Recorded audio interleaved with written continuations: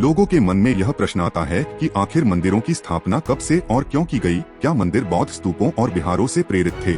इनसे पहले क्या व्यवस्था थी? वेदों में रुद्र और आदित्यों की उपासना तो है, लेकिन मंदिर नहीं। रामायण महाभारत में सैकड़ों तीर्थों का विवरण तो है, लेकिन मंदिर और मूर्ति स्थापना का कोई महत्व नहीं है। अजातशत्रु से मौर्य राजाओं तक मगध राज्य बौद्ध धर्म का संरक्षक बनता चला गया। बौद्ध स्तूप और विहार बनने लगे। वैदिक धर्म क्षीण होता गया।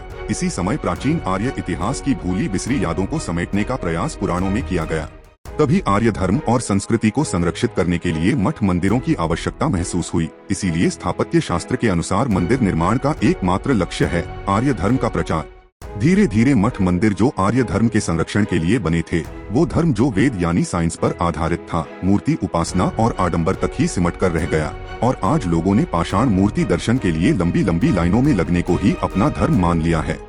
क्या आज आपको मंदिर तीर्थ से विवेक सम्मत आर्य धर्म संस्कृति और इतिहास की एक बात भी बताई जाती है? यदि नहीं, तो यह सिर्फ भीड़ को भेड़ बनाने की व्यवस्था भर ही है। WHO ने 2006 में स्वास्थ्य की परिभाषा में अध्यात्म यानी अपने स्वधर्म के ज्ञान को स्थान दिया। क्या सरकारें भारतीय आर्यों वंशजों के आध्यात्मिक स्वास्थ्य की परवाह भी करती है? सरकारें तो सिर्फ माइनॉरिटीज के आध्यात्मिक स्वास्थ्य का ख्याल रखती है। आर्य हितों के लिए उनके पास न पैसा है, न इरादा और न कानून। वैदिक काल में मंदिर नहीं, आर्य सभाएं होती थी, जहां एक मन से धर्म के साथ साथ समाज और सुरक्षा पर भी चर्चा होती थी। आज अपने अस्तित्व की रक्षा के लिए मंदिरों को फिर से आर्य सभाओं में बदल देने की जरूरत है।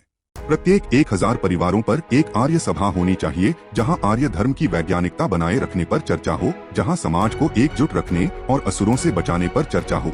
आपको पता है सिंधु सभ्यता के आर्य इतने विकसित क्यों थे? क्योंकि उनके लिए वेद यानी विज्ञान ही धर्म था। वहाँ शिव मात्र आराध्य नहीं, एक वैज्ञानिक चेतना है। शिव ब्रह्मांड उत्पन्न होने के पहले से है, इसीलिए उन्हें अजैतपद कहा गया। वही सभी सर्पिल आकाश गंगाओं को समाये हुए हैं, इसीलिए उन्हें अहिभूधन्य कहा गया। क्योंकि उन्हीं का रूप सारे ब्रह्मांड में व्याप्त है, इसीलिए उन्हें विश्वरूप कहा गया।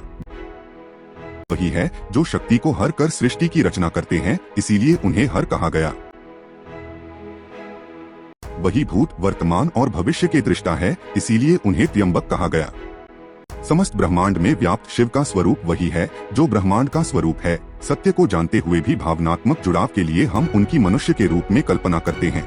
रॉबर्ट ओपेनहाइमर, निकोला टेस्ला सरीखे वैज्ञानिक भी आर्य वेदों को सम्मान की दृष्टि से देखते हैं, क्योंकि इनमें अधिकांश बातें वैज्ञानिक और विवेक सम्मत है। राम श्री राम बने उस शिक्षा के कारण जिसे हम योग वशिष्ठ कहते हैं, जिसमें लिखा है कि केवल वही सत्य और स्वीकार्य है जो विवेक सम्मत हो। यदि ऐसा नहीं है तो उस बात को नहीं मानना चाहिए, फिर चाहे वह वेद में ही क्यों न लिखी हो।